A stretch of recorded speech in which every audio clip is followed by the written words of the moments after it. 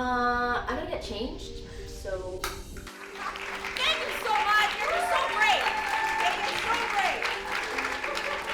All right. My name is Connie Wang or Wang. It's Connie Wang.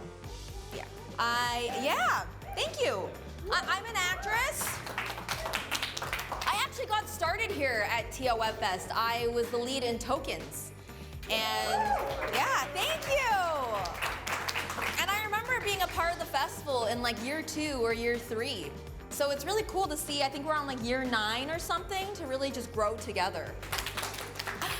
Yep, so I have a stand-up special called Canadian Famous. Hashtag Canadian Famous.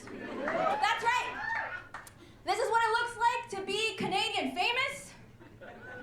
We're here in a basement. Thank you.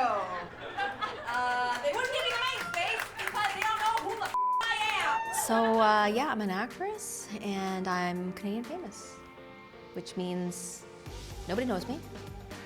and there's like a little bit of discomfort when I am known. I think that's just where I'm at in my career, because it's not familiar for me to be recognized on the street by strangers. But like one time I was at a restaurant with my best friend and my fiance was with me, and then the host was like, I know you. I'm like, no you don't. He's like, yeah, you're that girl and you do this. And I was like, I don't know what you're talking about. My best friend's like, he's talking about you. And then he has to go on his Instagram to show me me. I've been following you for quite some time now. Some do know me. Famous in Canada. I was watching The Simpsons this morning and Homer asked his dad, what is it like to be famous? He says, that's where you know, so everybody knows your name and you don't have to know anybody else's name.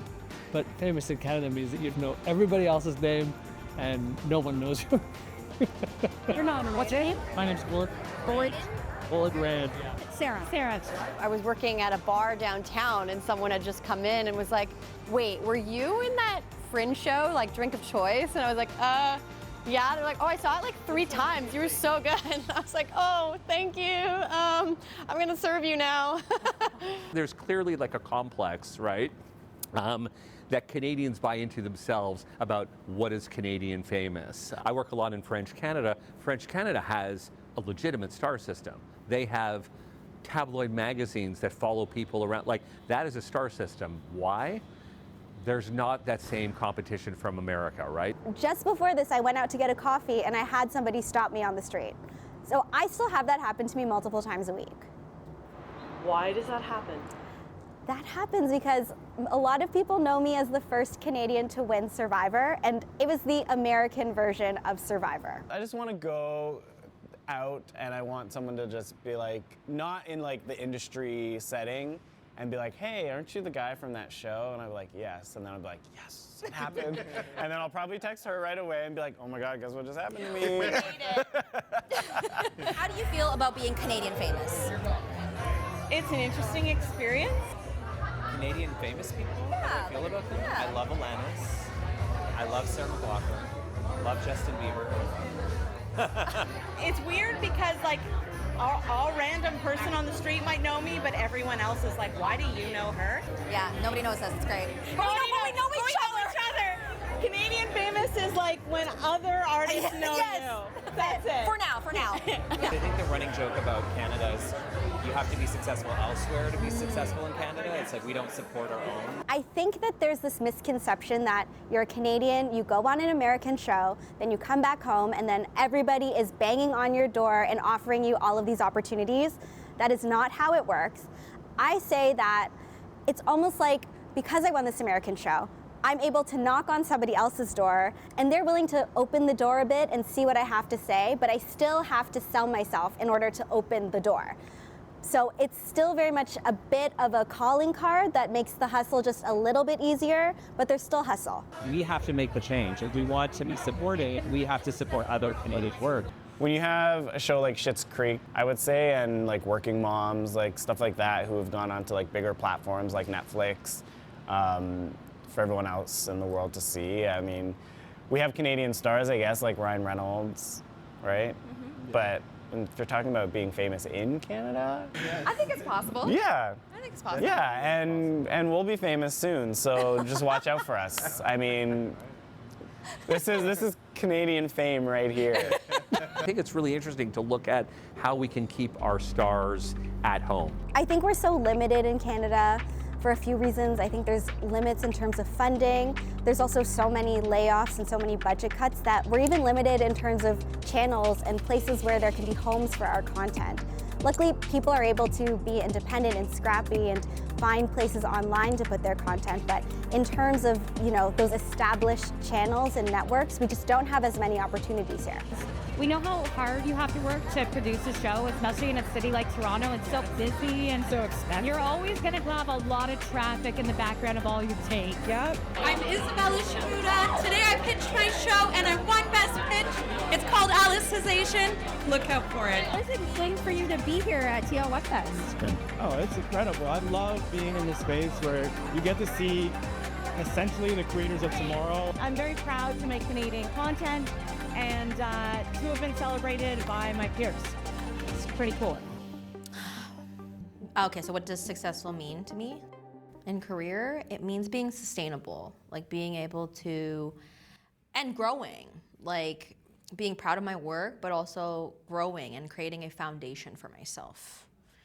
That's what success is for me, I would say, is sustainability and growth. So I've been performing since I came out of my mother.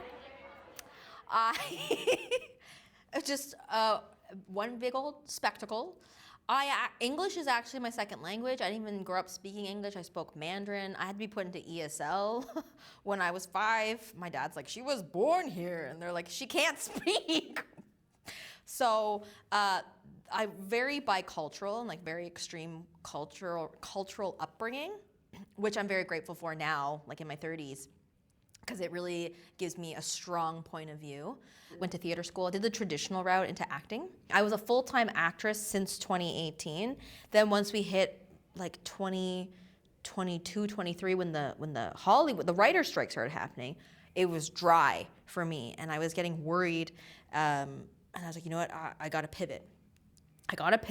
And I remember waking up last year around March and being like, I love Netflix stand-up specials, and I was like, I could totally do that. I mean, I'm an actress, like I'm a little bit myself. I'm like, why don't I just make a really long bit and just perform? Like, why don't I act as a comedian? That's kind of the take that I took. That's the angle that I took to get myself doing it. So then within 6 weeks last year, I created my 1-hour special, which is called Canadian Famous. Feel free to come closer. I don't bite. And that's when I really became a multi-hyphenate artist, which I think is so important for any artist who wants to be sustainable these days. So that was my first stab at it, and it was successful. Like, I sold out that show 4 days before. People were like calling me for tickets, and I was like, I can't. Like, like it was awesome, and it's such a authentic story too. It's like so Canadian and just so pure. It's just so me. So that's why I'm so proud of it, because it's vulnerable too. It's my stuff. So that's what I'm really proud of. Being successful means, for me, is being able to not have to have a side job and just do this full time. What's your side job? I was a daycare teacher. Success as a Canadian filmmaker or / creative is, for me, is creative fulfillment and finding people who share my sense of humor and enjoy what I make, and then other people who want to make more stuff with me. Success would be, oh my gosh, I've seen Aced It, and like I feel seen, I feel heard, and that's so important. So that is the success moment for me, is having someone watch our show and then understand what that, I guess, means, that identity. Do you think we're a little addicted to staying in this country? I think so. And I'll speak about my own addiction to fame. It's like this needing to be, for me, when it's out of control, it's when I'm not heard for existing. And that's when it's out of control. But when I can hear myself and when I speak and I can hear me and people hear me and people get me, like I don't need to be reaching for that fame that's out there. So that's my experience of fame. And then when I talk about like fame too, it's also, then it's with career. Then that's different. You do want exposure and attention for my business. Because an important part of Connie Wang, the actress, the comedian.